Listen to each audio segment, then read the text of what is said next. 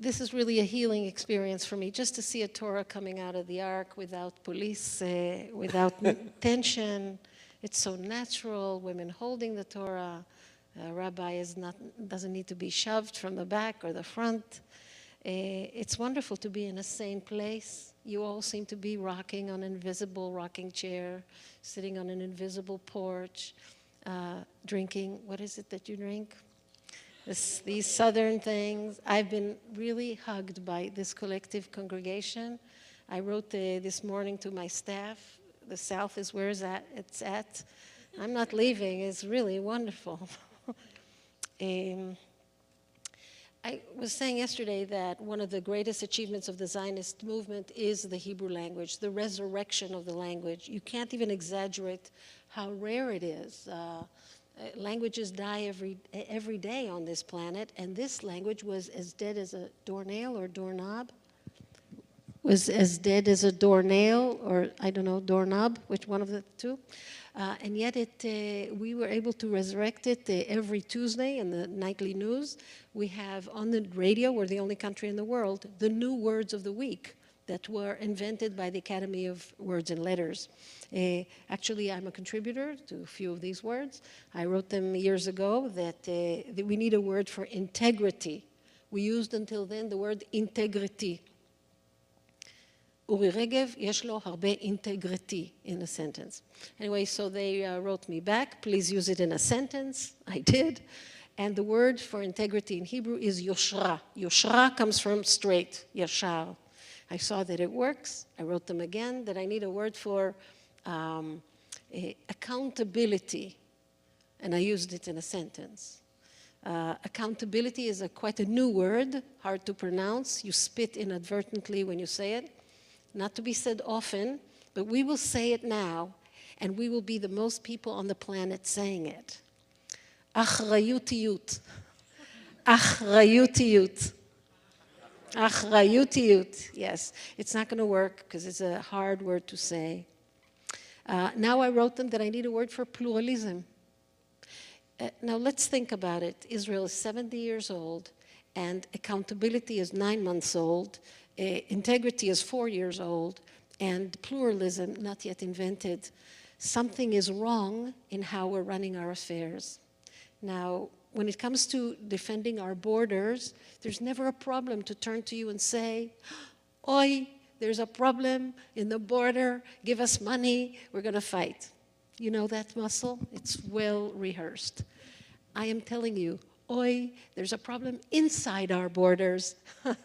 And you need to be as rehearsed in helping these internal problems as you are the external problems. It's one and the same.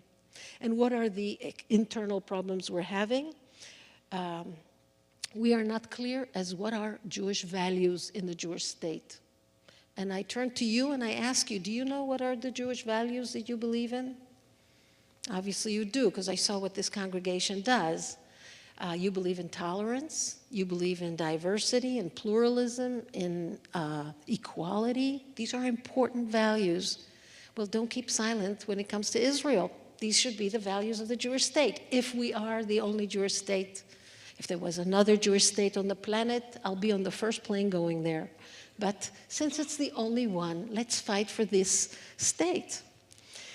And I will tell you about some of the issues that I'm working with. And yes, the rabbi is right. I did look at the issue of prostitution in Jerusalem. I was a city councilor there for many years. And I looked at who they are. Who are the brothel workers? Who are the street walkers? Just hold it up just because we want to make sure those. Yeah, there you go. Okay. Can you lower it so I won't hear so hard? It sounds like God talking. Okay. Vayehi or. That's much better.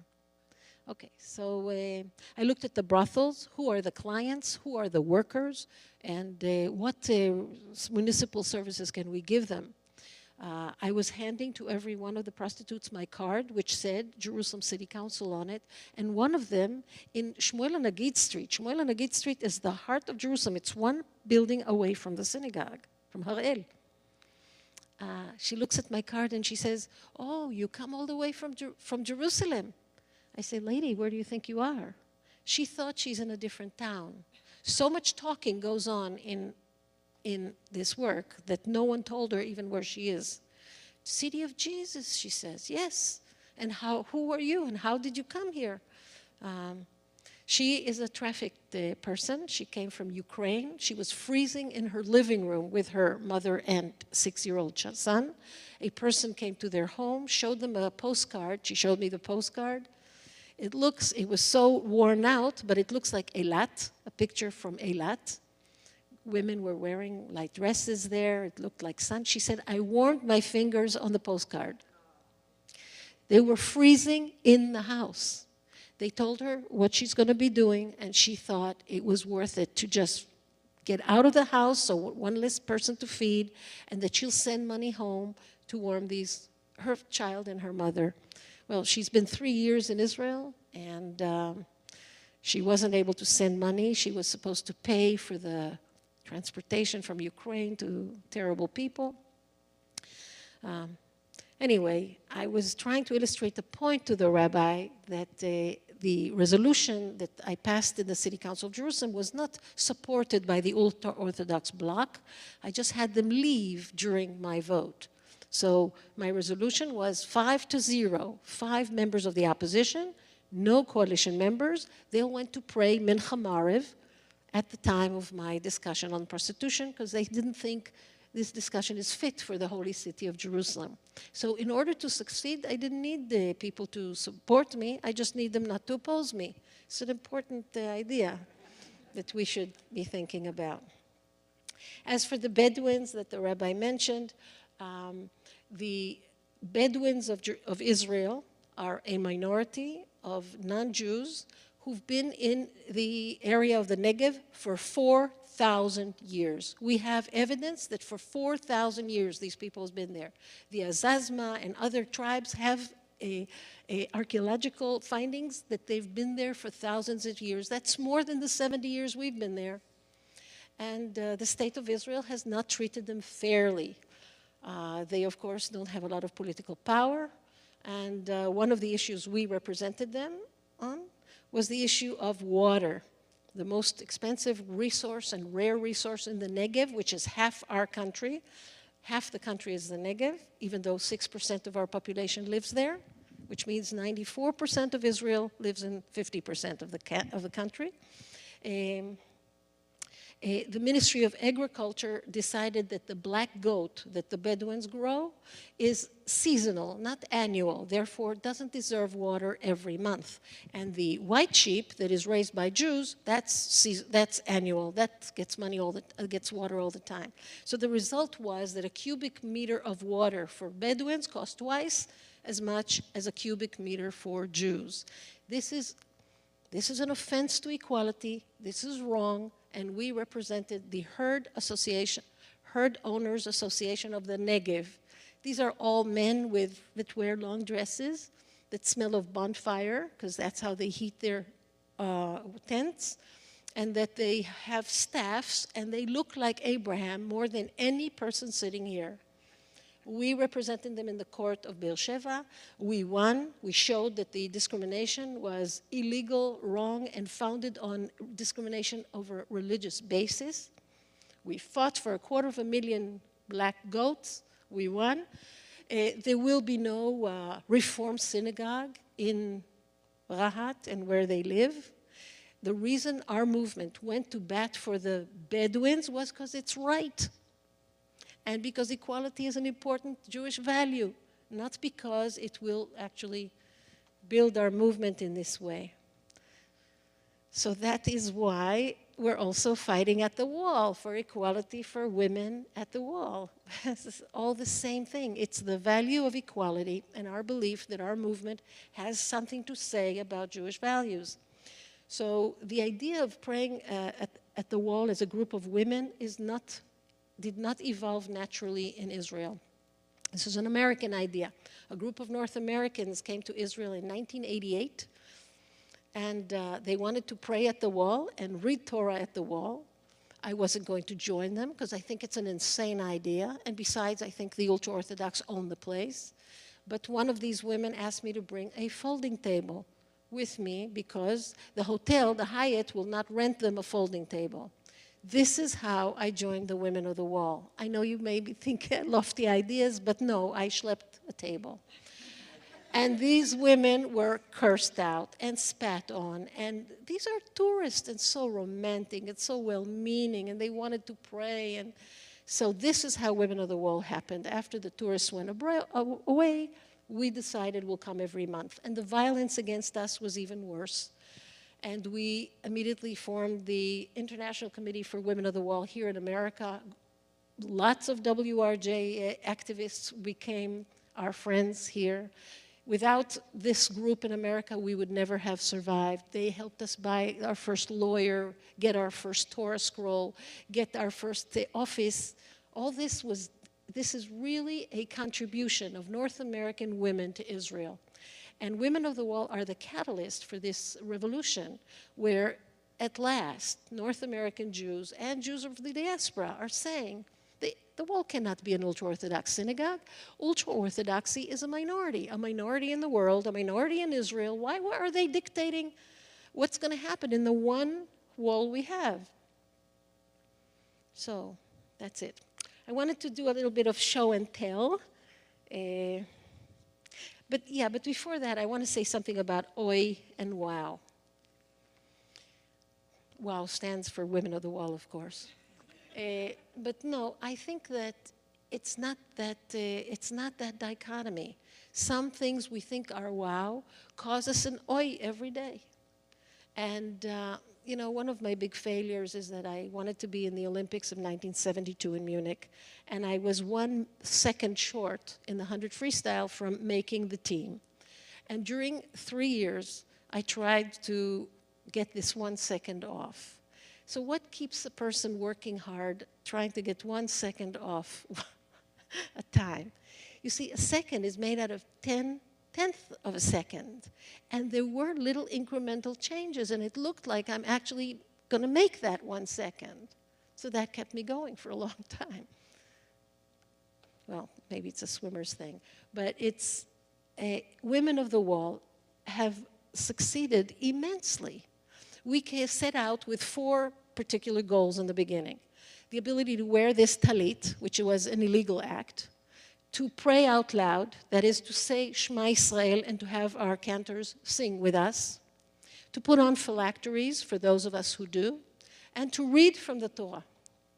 These are the 3, and they all start with the letter T. Torah, Tfilin, Talit, and Tfilah all start with a T.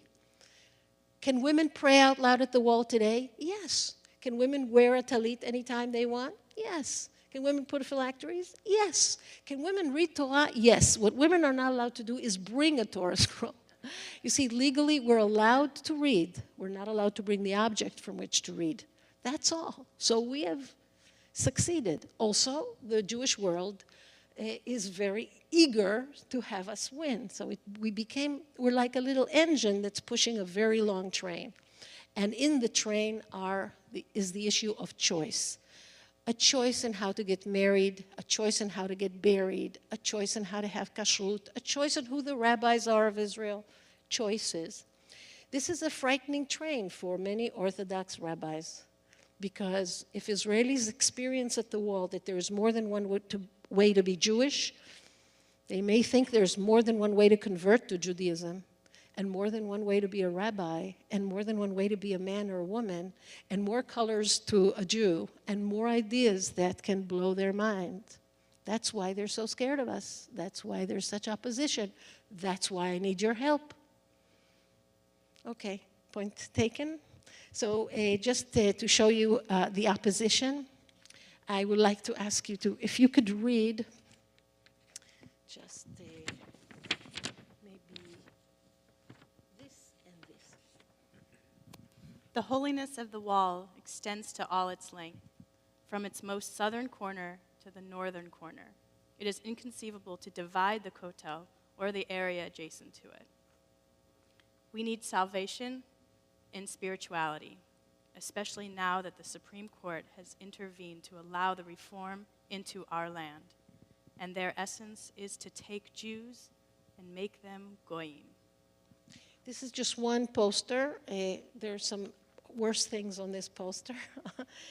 This is incitement against the reform movement and against the women of the wall. There is high incitement against us. This was recently placed in front of one of our synagogues. This is a knife. On the knife it says how it is right to kill the heathens. And next to the knife there were 3 letters, one addressed to me, one addressed to Rick Jacobs, and one addressed to Gilad Kariv, the rabbi who runs the Israel Movement for Progressive Judaism. They just recently picked up the guy who did that. But there are many threatening calls and threatening behaviors. 2 months ago, an ultra-Orthodox man was caught with a very large 4-inch chef's knife at the wall at the area of our prayer. The police claimed that there really wasn't such an incident, and if Women of the Wall have not filmed the incident, we couldn't have gone out and said the police are lying. We saw this guy, here's the knife, here's the policeman taking the knife from him. But I'm worried that if they didn't take his name and didn't take his identification card, he may come next month with 2 knives. You're following? I'm worried about bloodshed at the wall. I think it's possible that this is how it's going to end. With high incitement against us, with lack of police protection, it may happen. And if it does, I want you to ask yourselves tonight, what are you going to do? If this happens, what are you going to do? What should a decent Jewish person do if something happens to the Women of the Wall in Israel? I'd like you to think about it ahead of time. And some wow minutes for me to end with. One, this is an ad this is an ad we had in Newark and an ad we're having at the Ben Gurion Airport. It says, ladies, take your seats and keep them. This is our El Al case. We have heard that women are asked to move from their seats in El Al because an ultra-Orthodox man refuses to sit until a woman moves. Yes, so we sued El Al. We won damages and also a precedent that as of March, any woman can sue El Al for 65,000 shekel if she is asked by a flight attendant to move. As of March. It's the reason it's at March because El Al said they need 6 months to prepare every flight attendant to what does she do if someone says, I refuse to sit next to a woman. What does she do? So what she has to do is to say, sir, you're going to have to leave the plane. We will take your suitcases off, and you will not get a new ticket. That's what she needs to learn to say, and that requires 6 months. Another is this sign. This is one of the many modesty signs in Bet Shemesh. If I can ask somebody with a godly voice, like, can you make a godly voice? Yeah, but you try. Okay. Read it like you're God. Like, Don't tell that to my children. Request and demand. Women waiting for their husbands are asked to wait only in hidden places, like behind the white pickup truck, etc. Don't stand near the synagogue's entrance. Don't be a distraction or a stumbling block to men praying or studying in the study hall. God forbid. behind the white, you can keep it. This too. That's the original. That's the white pickup truck, which is parked there all the time. This is a city sign. Don't be a stumbling block. We sued, the mayor.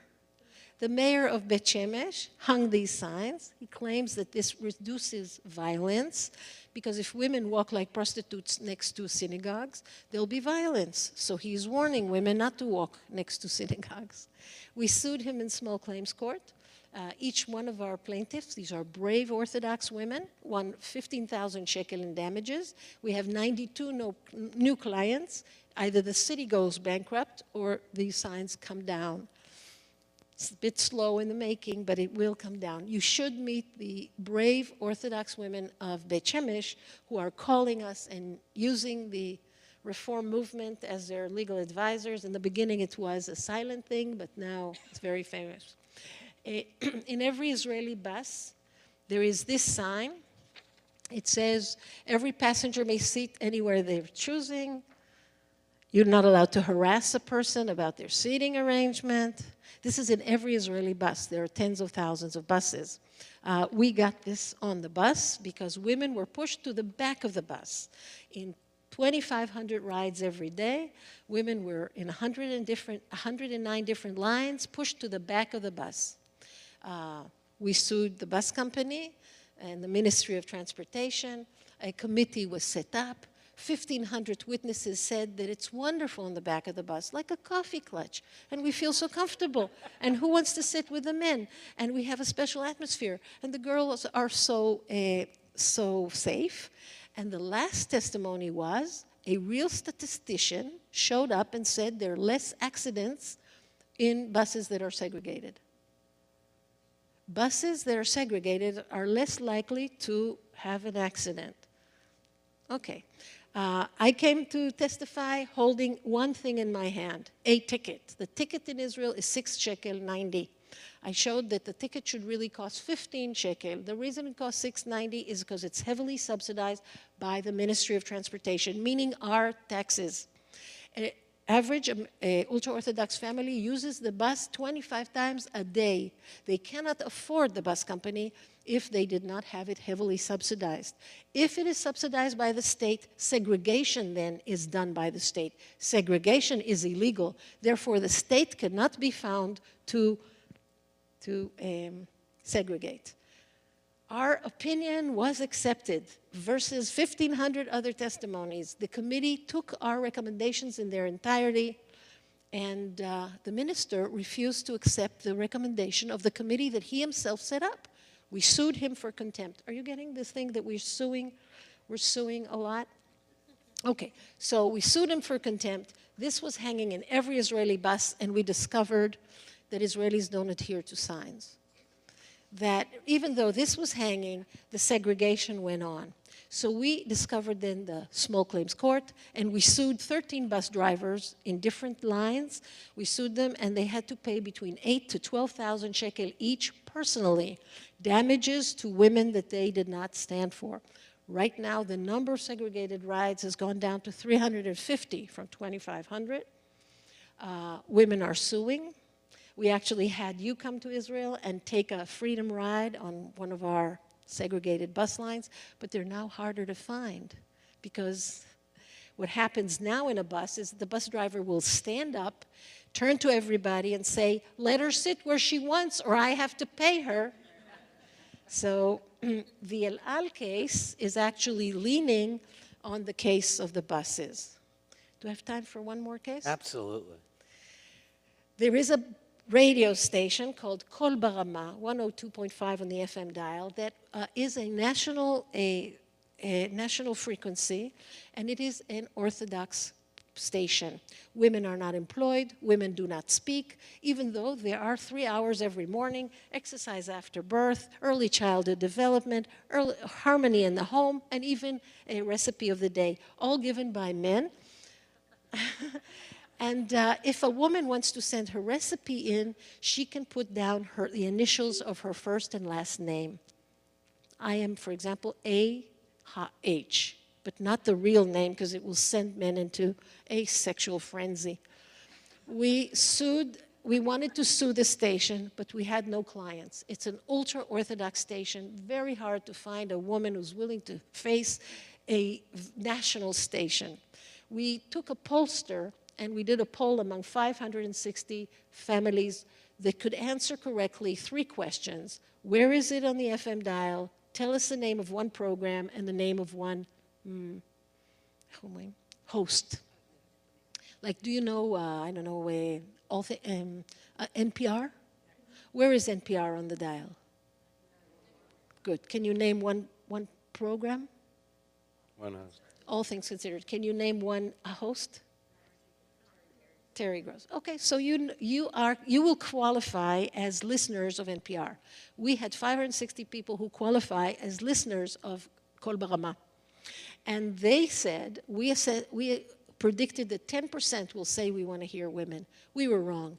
30% wanted to hear women. So their own listeners wanted to hear women. We went to court in our first class action suit in our history, one of the first in Israel, not having one live client, but having a pollster as our witness. The pollster said 1/3 of the people, they want to hear women. We were accepted by the Supreme Court. When we came to testify, Mr. Abergil, who runs Kol Barama, stood to be a witness, and our lawyer said, we're going to run this thing this way. I'm going to ask you a question, and you will write it down, and then this woman will read it. He said, why? I can talk. We said, that's how we're going to do it. The judges were cracking up. What is your name? David Abergil. No, you have to write it down. She will read it. And we enacted in court what it feels like to be silenced when you know how to talk. In the meantime, while the court is sitting, Kol Barama hired women. Women are speaking there now 24 hours a day. I don't like what they're saying, but they're talking. Kol Barama actually discovered that their listenership went up as a result of having women. And now we're squibbling over damages with them. We initially wanted 104 million shekel. Now we're down to 10 million because they actually changed their tune. So I'm saying that is also part of the bus's success, because the frequency is like a bus. It's a national project that is being segregated. You understand? So we are 30 people. We cost $2 million a year. We're supported by the reform movement. If you want to hear what we're doing, every week we have a newsletter. You can sign up where? Outside there is a sign-up sheet. I really would like you to read every week what I write. It's short. And it's comic, because there are comic aspects to what we do. And I welcome you to join me, because every once in a while I'll ask you to do something. Thank you.